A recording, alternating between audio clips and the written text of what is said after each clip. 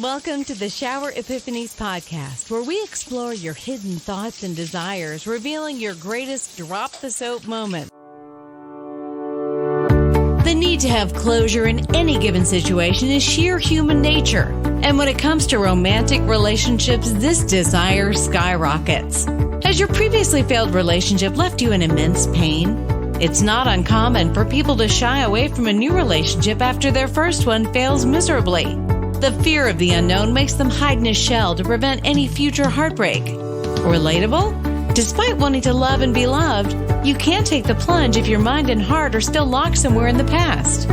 Maybe you aren't aware of the power of releasing the past, or perhaps you don't know how to do it.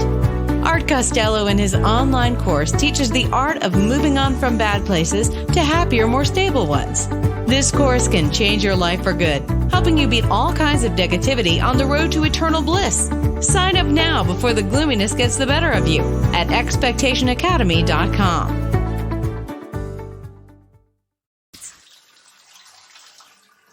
Now here's your host, Art Costello. Welcome to the Shower Epiphanies podcast. Today, my guest is Lucas Robak. As a former pilot and teacher, Lucas is a best-selling author and contributor to numerous publications like Addicted to Success, Good Man Project, and Thrive Global. After publishing 75 people around the world, he saw a need for business opportunity and is considered to be the entrepreneur's publisher. A diagnosis of multiple sclerosis motivated Lucas to become a leader of the Wellness Fair, which connects qualified wellness professionals to those who have a desire and who have a need for a healthy lifestyle. I want to say some personal things about Lucas. We've known each other for probably 2 or 3 years, and I've always admired his humor. Lucas has one of the best sense of humors when he could look at life very differently. And leading into that, I'll let Lucas tell you his story. Lucas, welcome to the show. It's great to have you. I'm honored, and I look forward to having a conversation about what makes you tick. Thank you very much, Art, and for having me on the show. And also, another thing, too, is thank you for writing the foreword for one of our health and wellness books as well. So Art wrote the foreword for one of our latest publications that we released this year. So thank you very much, Art. Well, you're welcome. It's my honor. But otherwise, kind of like going along with the introduction that you just gave is I originally went to college to become an airline pilot. And when I graduated in 2008, that's when the recession really started to take a hold and the airlines get hit the hardest. So instead of getting a job in the airline industry, I ended up starting a nonprofit and just started job hunting from there. And I was in a bunch of different industries over the years. And it really wasn't until I started to dive more into the personal development world, the self-improvement, self-empowerment, whatever it is that you want to call it. That's when I really started to notice like a big shift when I started working with other people one-on-one. It was actually more beneficial to myself as well. And just from there, and this was all pre-diagnosis to MS. And after I got diagnosed with MS, it was just I instantly saw the positive of it. Like it just put me on a different path, a different direction. It helped me develop my purpose a little bit more, like discover it. Help that process out to discover my life purpose a little bit more. Like I wouldn't be where I am today if it wasn't for me being diagnosed with MS. And I can say that for sure. That's a certainty. Wow. I mean, that is one of the things that I've admired about you is that you've always had this positive attitude about everything. Do you think that when you were diagnosed with MS, that it gave you a more immediate need to start being motivation oriented, or were you already there? I was already there. Like I was. I say like if I go on vacation, it's only me working 5 to 8 hours a day. That's my vacation. So I was like pretty much already there working, publishing books, coaching. I was actually also a substitute teacher at the time for a couple different schools and doing that. And then before I got diagnosed is when I actually dropped out of school. I already had my degree in flight operations, and I just went back to get another degree to teach. But I realized that wasn't for me, so I ended up dropping out of school, quitting my jobs, and just going all in for the coaching, speaking, writing. And then not even 5 months later, I was diagnosed with MS. But it was like the diagnosis itself actually it was like a pivot moment where instead of me going, like, I'm still headed in to the same destination. It's just a different path that I'm taking now.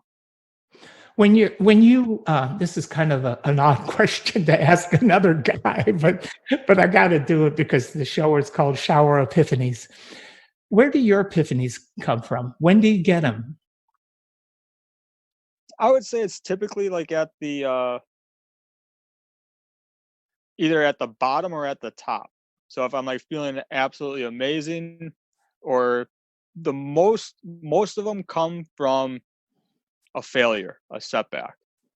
And that's how I'm like, even before we got on the call today, I was thinking about it. Then the majority of them, the best ones, come from perceived heartache, where it's like, like most people would give up or look at it as a failure. And I personally love the word failure because I think of it as feedback. And just over like one of the last events that I had, we didn't get the turnout that we had. We only had a few hundred people show up, and I was expecting a whole lot more. And just because of that, a lot of new ideas came to light solely because it was the feedback that we got from not like only a few hundred people showing up versus over 1,000. And so just with that alone, that opened up space for new ideas to come in. Yeah, I agree. You know, it seems that adversity really brings out the best in us, thought-wise. We really start to generate more creative ideas, and they seem to come in bunches. Mm-hmm. When I'm trying to think of who it was that said adversity brings out the best in us. But you know, when we do have these adversities, we make choices. We can either look at it through the eyes of being a victim, or a challenge. But what I've learned from the adversity in my life is that I think that it's meant to teach us lessons. And when it teaches lessons and we take that view of it, then we start to really get the creative juices flowing, and so much good comes out of it. Is that kind of what happened with you when with your adversities that you've had, challenges? Pretty much, yeah. Like depending upon like what situation, like when it came with like to me being diagnosed with MS, I've never thought of myself as a victim. But in other circumstances, like when it comes to the event, it's like I gravitated toward the victim mentality, but then once I noticed it, I shifted it because it's just like, okay, well, like this happened, and all this stuff, all these outside circumstances happened. But then it's like, okay, so it's, I guess from a third party perspective, it sounds like I'm coming off as a victim, which I guess I am. But then once I like acknowledge all of those situations for me personally, that's when I'm able to use it and flip it around as to what it is that I can do, what new response I can have to those events to create the outcomes that I'm looking for versus, oh, these events happened, so this is the outcome that I got, versus putting in that what's my response to it and how can I change what I'm currently doing. And so it's like, for me, like the victim, it all depends on the circumstances, but I almost look at it as like momentarily being a victim is actually a good thing, as long as like you're not forcing it onto other people. And then you can use what you learned there to flip it around in terms of how I can personally change my thoughts, my choices, my actions to produce the outcomes that I want. Yeah, I never would have ever thought that you would have thought of yourself as a victim, because you're such an encouraging doer. And I use that word a lot, because when you start doing, it just creates more. and it creates abundance. It's Mm-hmm. victims that what I consider a victim is somebody who wallows in their hurt. And I agree, we all at some point have that thought go through our heads about being a victim of some sort, in various degrees. But it's the person that stays there in that space for long periods of time, because we all grieve differently, and victimization in a way is a process, a part of grieving. When I lost my wife, I grieved for, really in not a good way for 3 years. And until I laid on my back and had a conversation with God on the lawn of my ranch, did I change it. And I made a conscious choice from that conversation I had with him to get up and get doing. And I went in and started writing, and that's how my book, Expectation Therapy, came about. Wow. So, we all have things happen to us, but I thought what was really interesting is you saying that you recognized it and chose to do something about it. Let me ask you this question. Can you tell us specifically when you got those feelings and what your choice was, what the choices you made that brought you out of that state of victimization into using it as a learning experience? Is there anything specific that you can identify? I'm not sure if there's something specific that I can identify, but when it comes to like when I'm a victim, when I choose to make myself a victim, it's almost just saying, okay, well, this happened, this happened, this happened, this happened, without putting too much thought into, okay, I need to have positive languaging. It's just almost just like a brain dump on paper, where it's like, okay, well, this happened, this was the result. And so it's like I am a victim of the circumstances, and in terms of like a bird's eye view on that. But then it's like after you acknowledge everything, you become aware of as much as possible of why you didn't get what you wanted, or why everything is always happening to you. Uh, then it's like, now it's just like, okay, now you have all the puzzle pieces there. So then, yeah, it just comes down to the choice of, you can either choose to remain the victim, or you can choose to actually use that feedback, all the facts that are out there, to use to your advantage to change the outcomes next time around.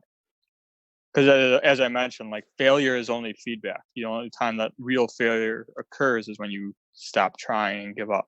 Yeah, because I look at things as everything in my life is a learning experience. It's meant to teach me Hmm. lessons for me to grow.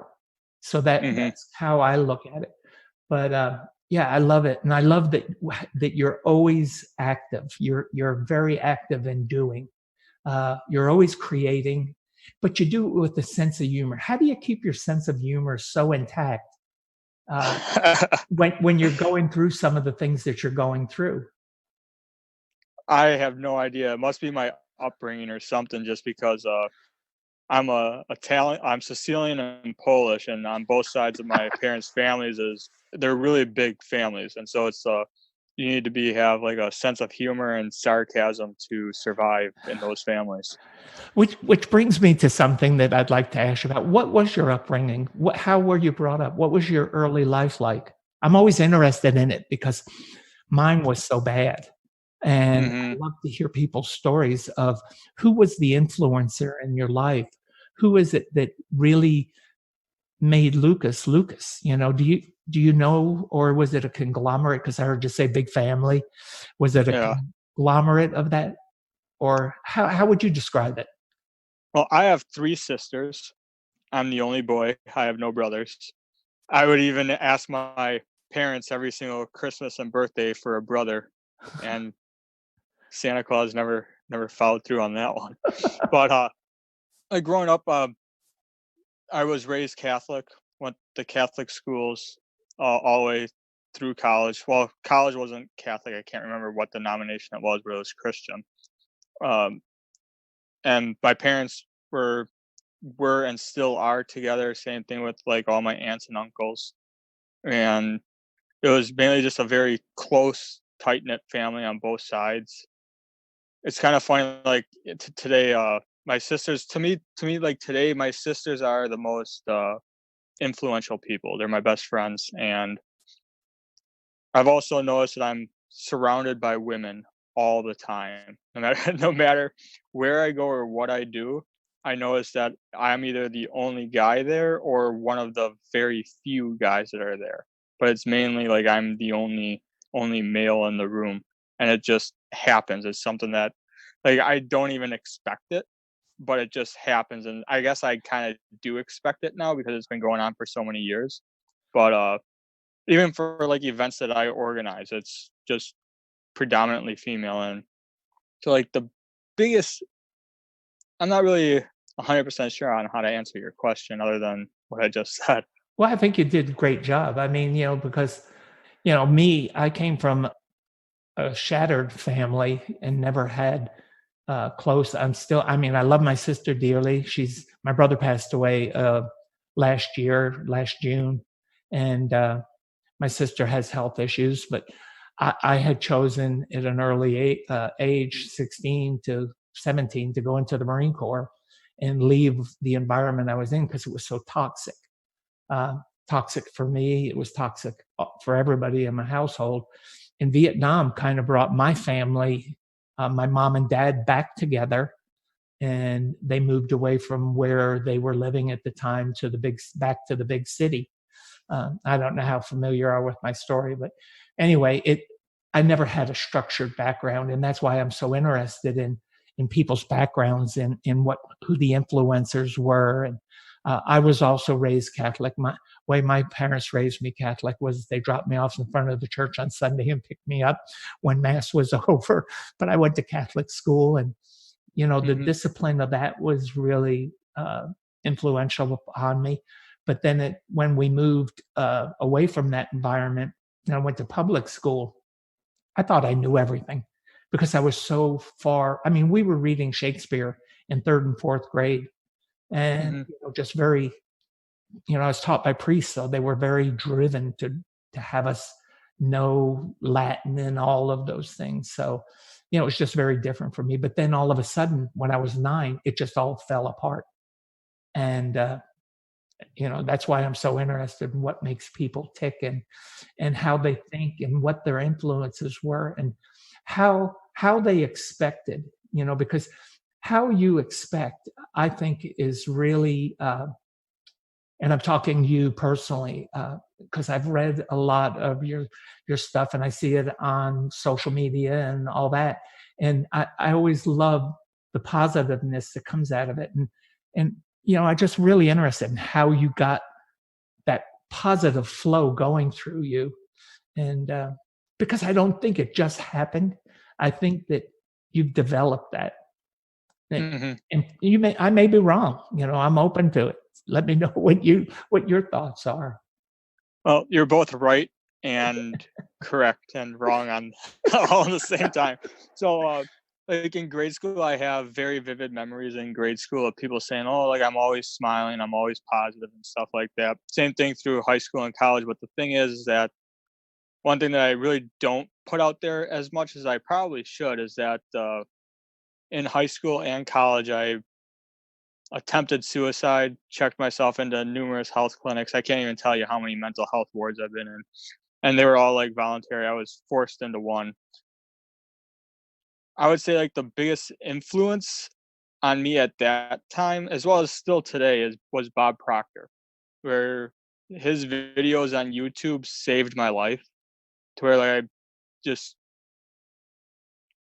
the power of the mind, what the mind can do, as well as like what you're doing with the expectation therapy is, it's not really like, oh, like I'm doing an affirmation saying, oh, I am happy. That's more destructive than it is beneficial to somebody that was in my situation. But it was just knowing that you can change your thinking, you can change your life, you can change your results. Just knowing and actually believing that to be true was one of the things that really got me through all of that, as well as it set me up a whole new paradigm, a new way of thinking, a new perception on the world, so that when I did get diagnosed with MS about a decade later, that's when I just instantly saw the positive of it. So if I would have got diagnosed with MS about 5 or 10 years earlier, which I could have if I would have went to the hospital when I was experiencing symptoms, it definitely wouldn't have turned out the way that it did.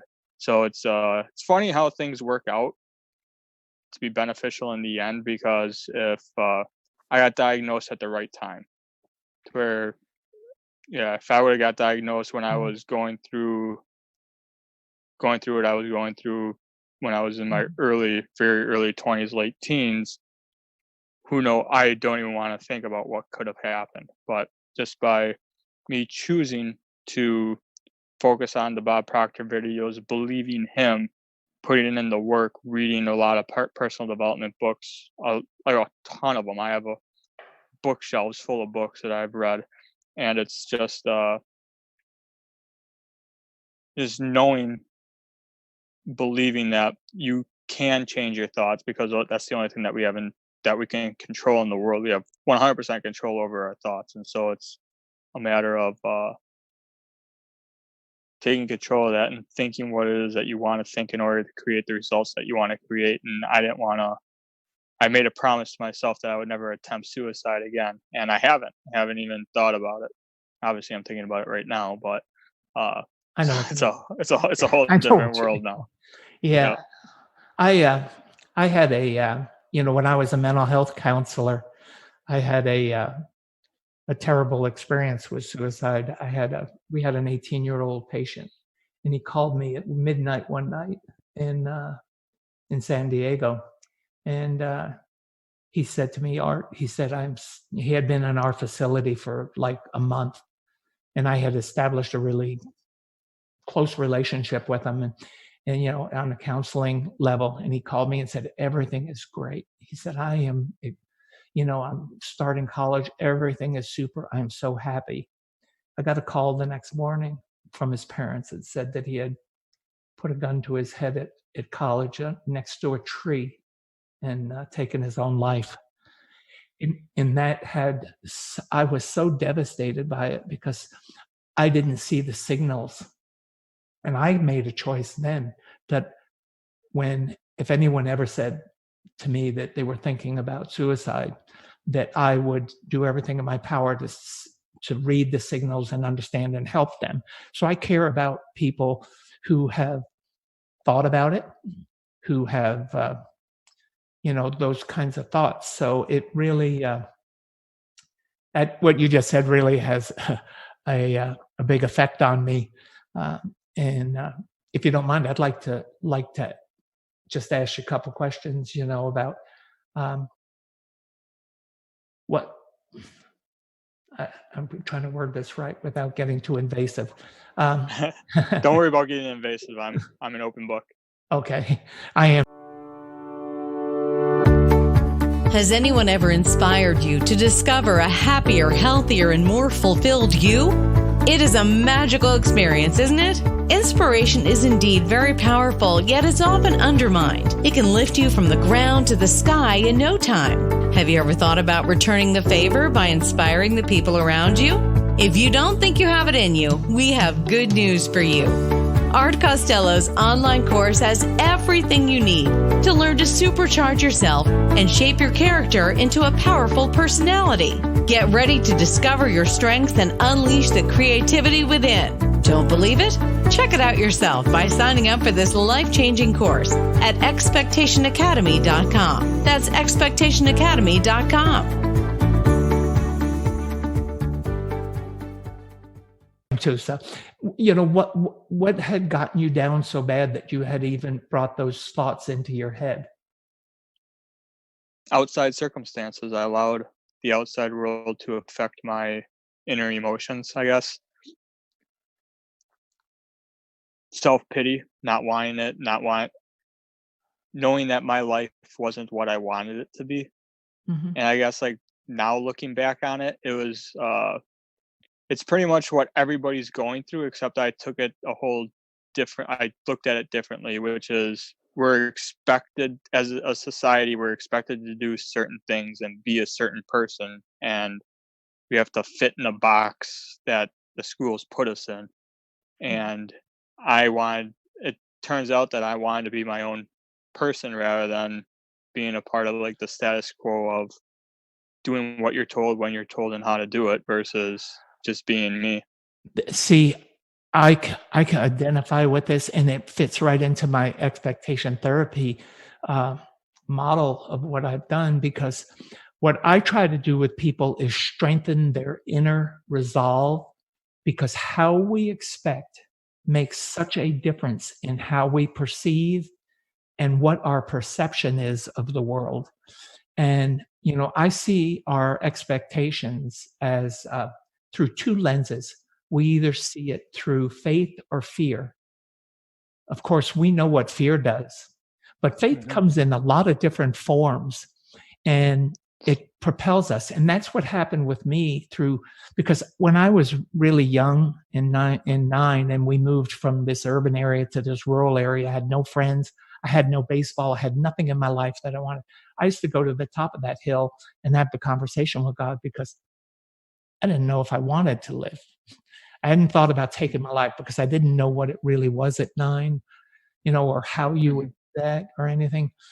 But I knew that I was in circumstances that were just devastating, and it was drawing me down. And when I went to that top of the hill and I heard the voice that said to me, "Just be faithful," my whole world changed, because I knew in the end everything was always going to work out the way that it was supposed to, and that it was my job to be faithful and just keep doing things that were going to be right, going to be, just the best for people always. And that's what really propelled me. And I hear the same thing in you. Once you had that conversation with yourself and figured out that all this is going on, all this, I don't want to call it tragedy, but all this pressure that we receive and all these different influences, they don't matter. It's what you in your heart and you in your gut and you in your brain think, and how you think, that propels you forward.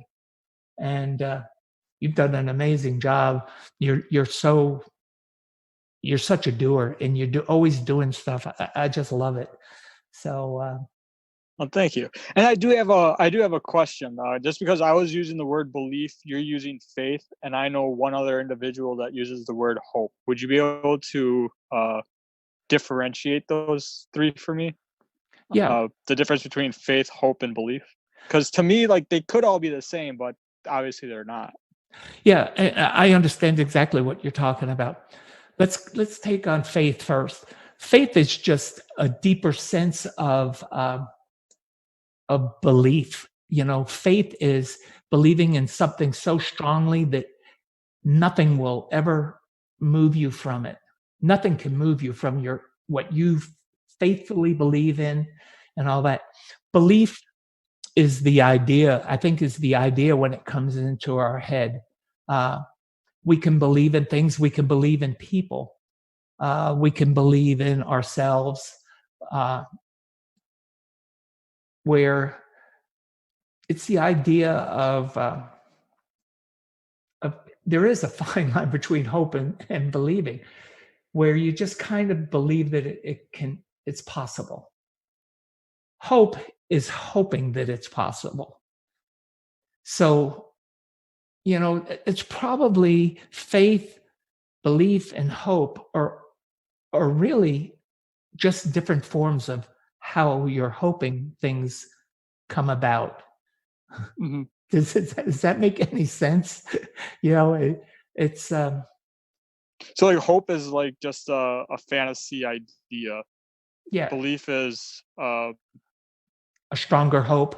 a stronger idea, almost like an emotion. Faith is like a way of being. Yes, I believe Okay. that faith is a way that we live. All right. Or not a way that how we live. Okay. How we perceive. A lot of it has to do with our perception and our in how we see the world. Because I wrote an article one time on perception, and perception is just how we see our world around us.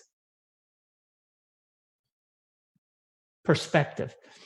the difference between perception and perspective.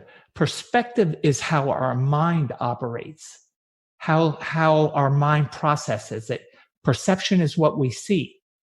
So we have to have all the combination of our perspective and our out goes the word out of my head again. Perception and perspective all work together, but there's such little minute things that make them different. Perception is more seeing it, and perspective is more feeling it. I guess is the way to put it. But it really has a pronounced effect, because I believe that our expectations, well, let me put it this way. Our epiphanies that we have, like I get these epiphanies in the shower. When I have water going over me and I'm cleansing, I actually have a chalkboard in the shower where I write these ideas down, because they just come in flourishes when I'm showering. That's why I called the show Shower Epiphanies. But we can have them anywhere. But an epiphany is the precursor to an expectation. What separates the two is taking the epiphany and start to process it into an expectation. And expectations are merely a thought until we do something with them. So we can have these thoughts in our heads and expectations in our head, but we see them through the two lenses, either faith or fear. And so it's like taking that thought, turning it into an idea, and turning that idea into a plan of action, and actually taking action on it. And I like how you have the chalkboard in your shower. Like, I think that's something that I got to do as well. I have a notebook and a small lamp next to my bed for ideas that I get when I'm about to fall asleep or when I wake up in the middle of the night. And so I do have a solid notebook full of just ideas and things to turn to a plan. Those are the epiphanies. When you have those when you're just falling to sleep. Some people have them in the shower like I do. I get them sometimes in bed, not a lot. Usually when I hit the bed, I'm out, gone. Lucky. You're lucky. Yeah. So, well, it wasn't always like that when I was younger. I wasn't that way. But those are the differences, that the little minute things that make differences in how we do things. Because when we get those epiphanies and you write them in your notebook, most people don't do that.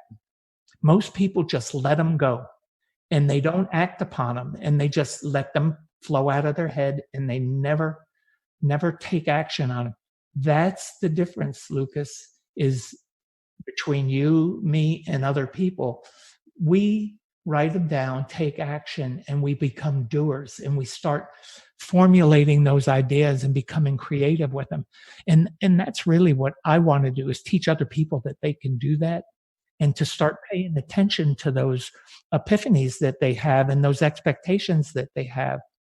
The other thing that you said that made an impact on me is that that you stop letting outside forces control you.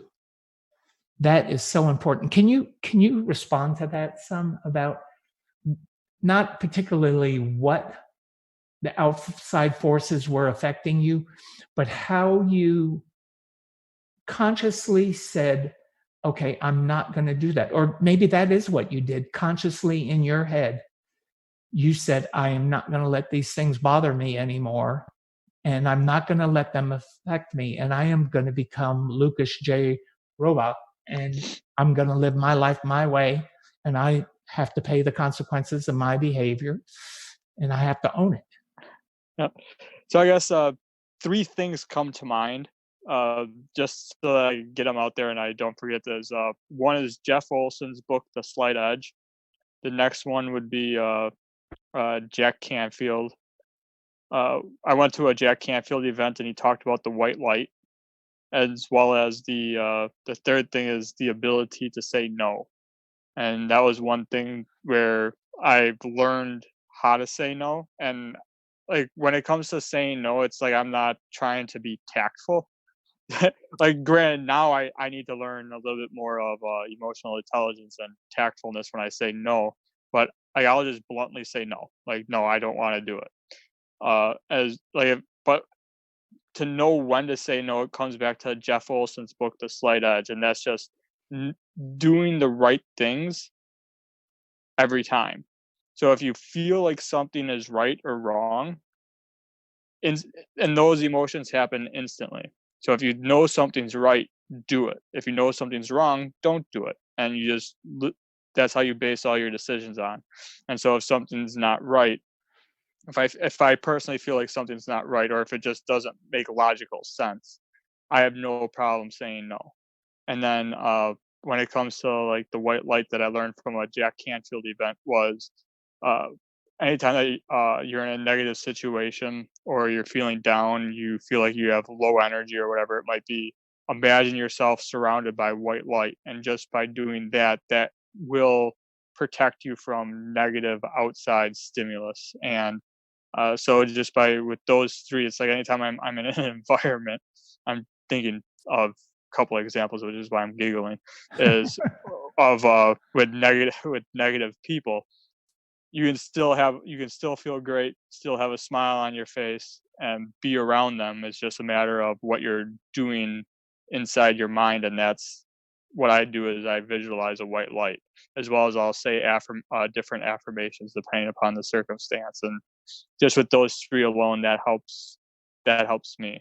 Like, I'm not sure if that could help somebody else, but I figure if Jack Canfield and Jeff Olson both are as big as they are, it's got to help a whole lot more people than just me. Oh, absolutely. Absolutely. And I always think I'm always so open-minded about things. If it works for you, use it. Doesn't matter absolutely. what else thinks, because it's about, what works for you and how you implement things into your life. And that's what I want people to know. And that's what makes you so powerful, is that you have the stories that you can tell about using those processes, and it helps them. Just like I have mine about with expectation therapy and how it's helped people.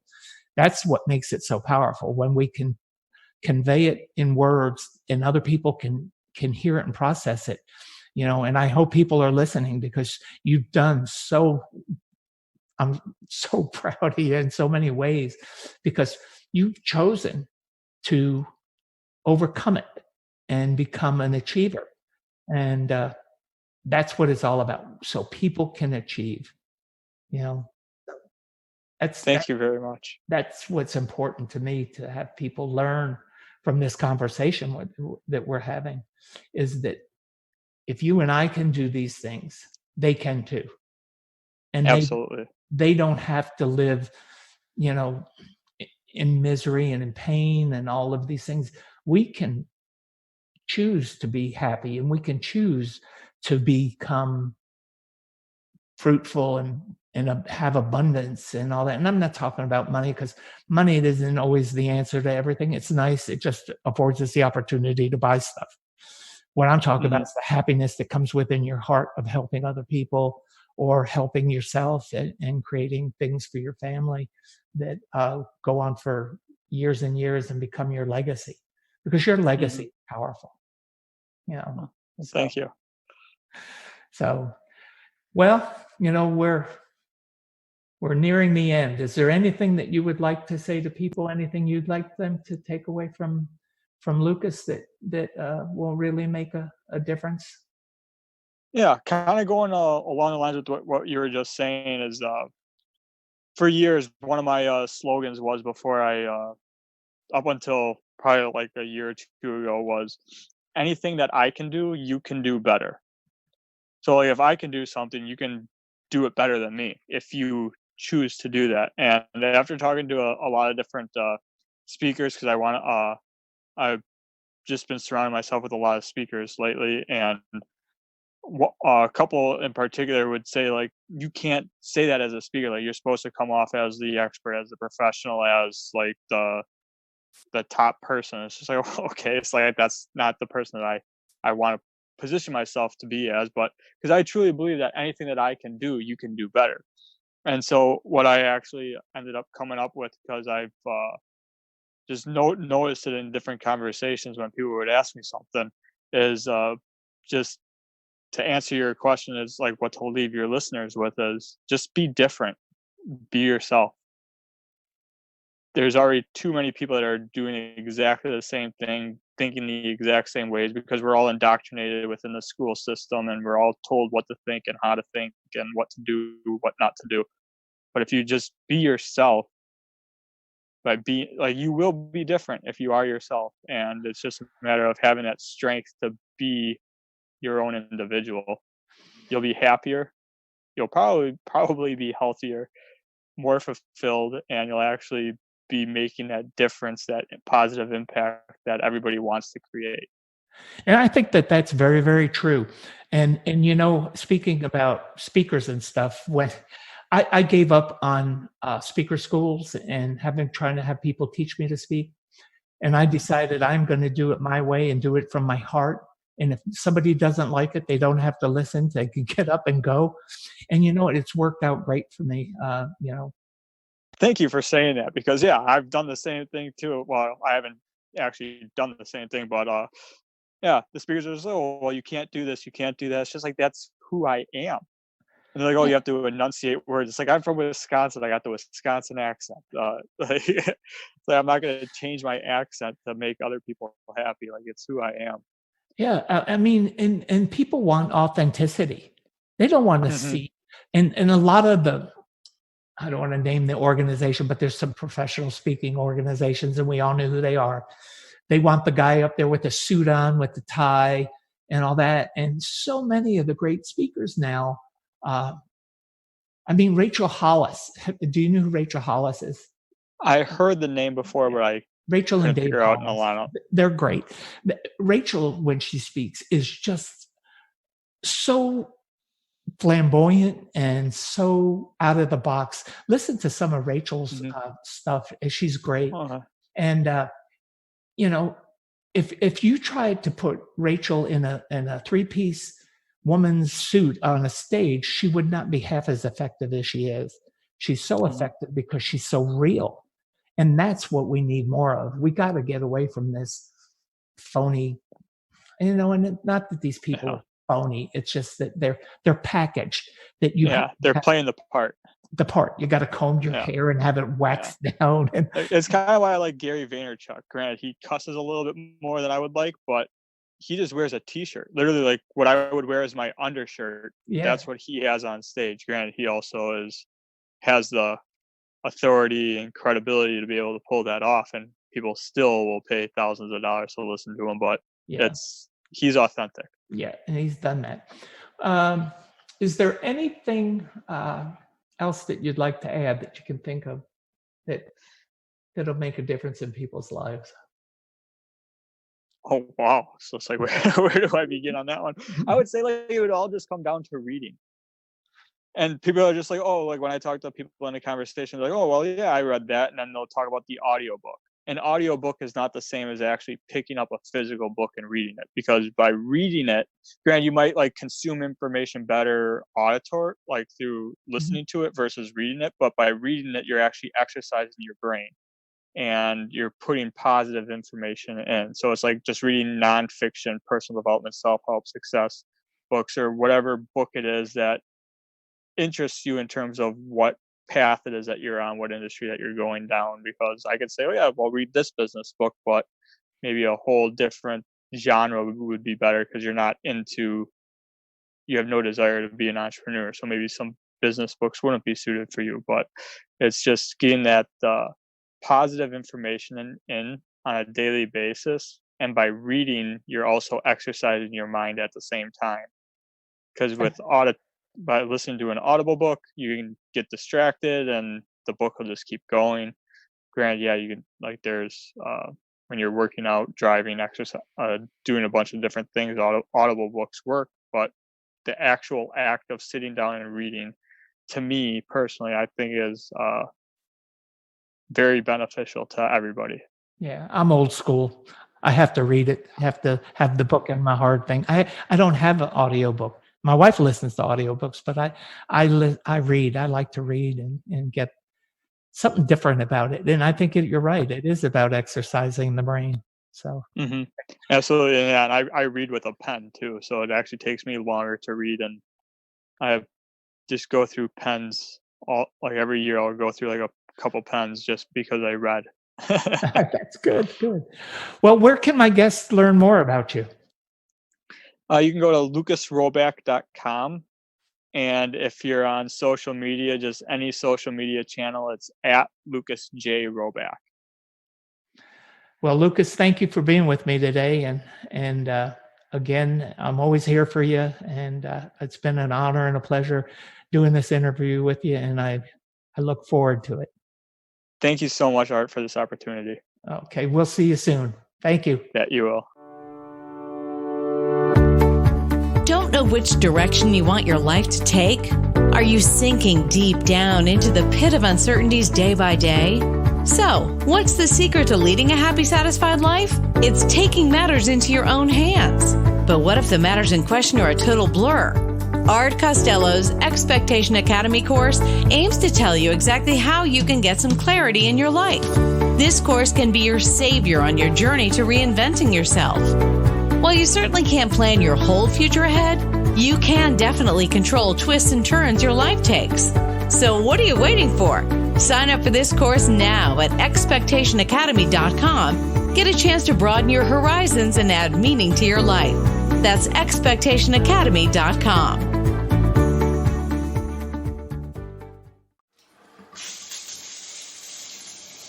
Thanks for listening to the show. Drop us your comments and questions with what you want answered on the show. You can subscribe on iTunes and Binge Network. You can also get more information on the website, expectationtherapy.com.